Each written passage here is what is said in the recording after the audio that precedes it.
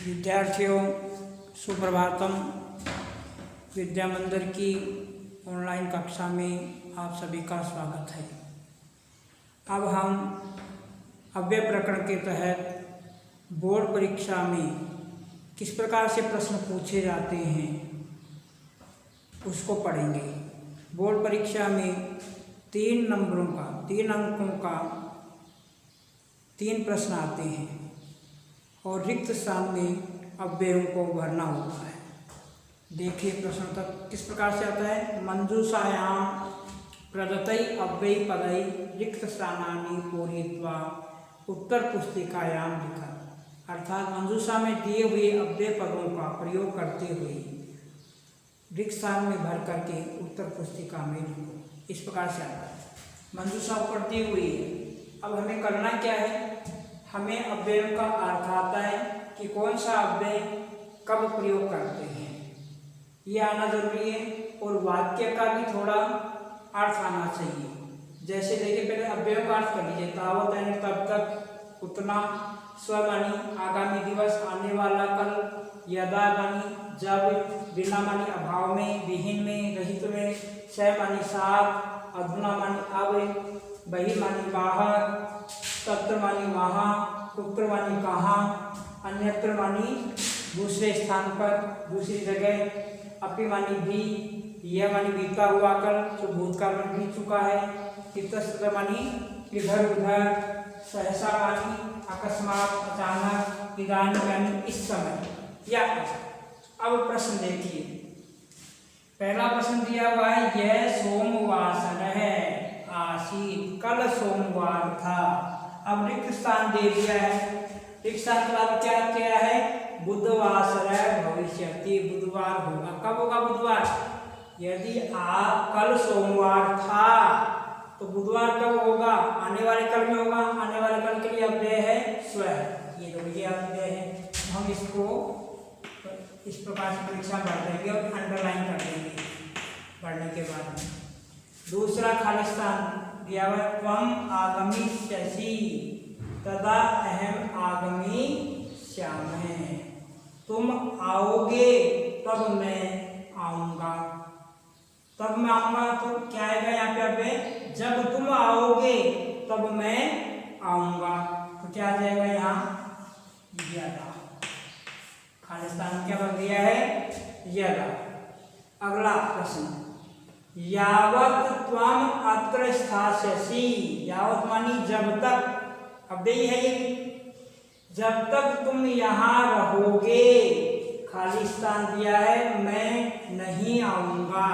तो क्या जब तक आकर क्या आएगा? तब तक। तब तक के लिए क्या अव्यय होगा? तावत। क्या होगा? तावत। ये भर दिया अपन। इस प्रकार से भरना है। जैसे अहम त्वाम न गमिष्यामि, मैं तुम्हारे नहीं जाऊंगा। तो अर्थात क्या आएगा?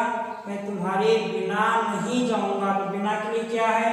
गणित के लिए क्या है? बिना अव्यय है तो बिना आ जाएगा। मैं तुम्हारे बिना नहीं जाऊंगा। किमर्थम मया गमिष्यसि।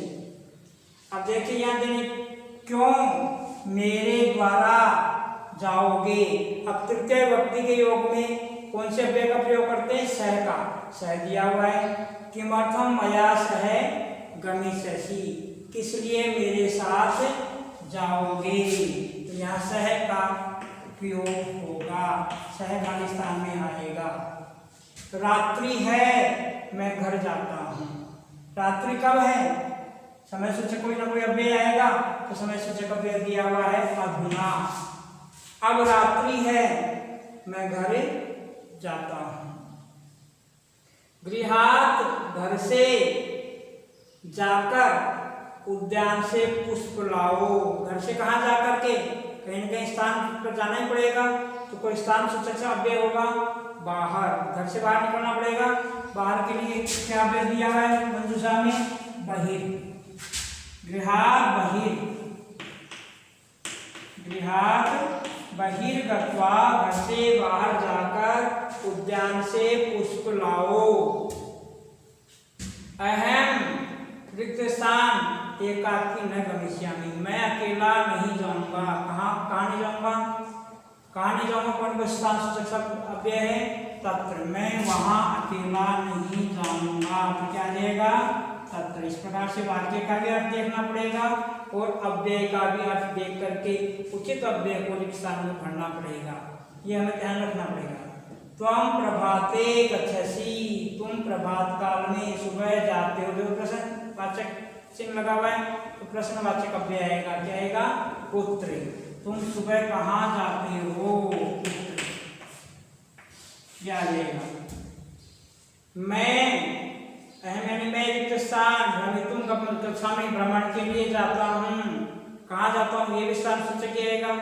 अन्यत्र, मैं अन्यत्र भ्रमण के लिए जाता हूँ, दूसरे स्थान पर। भ्रमण के लिए स्थान पर जाया जाता है, जो जहाँ रहता है उससे अलग स्थान पर जाया जाता है।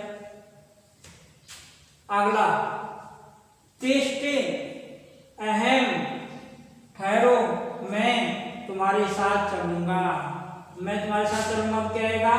मैं भी तो भी के भी क्या अव्यय दिया हुआ है? अपनी अव्यय दिया हुआ है सामने। अब 12वां खाली स्थान में भरना है। मैंने उसको बाजार में देखा।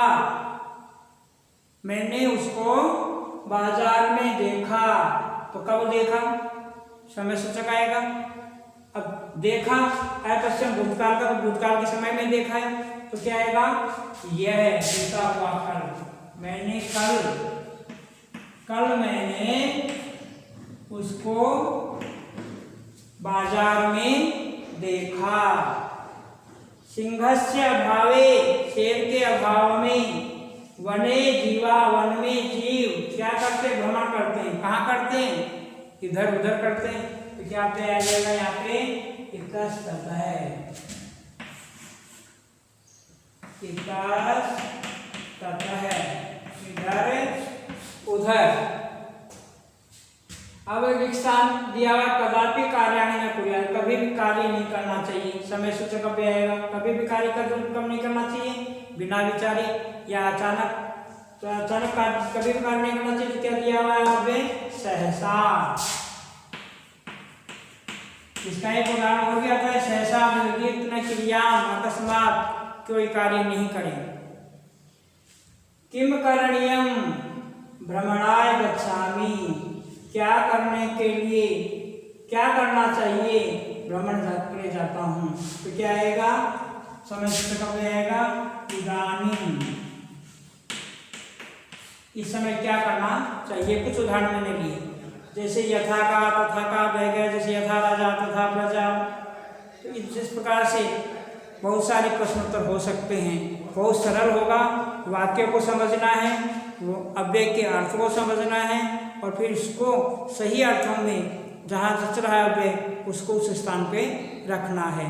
धन्यवाद है।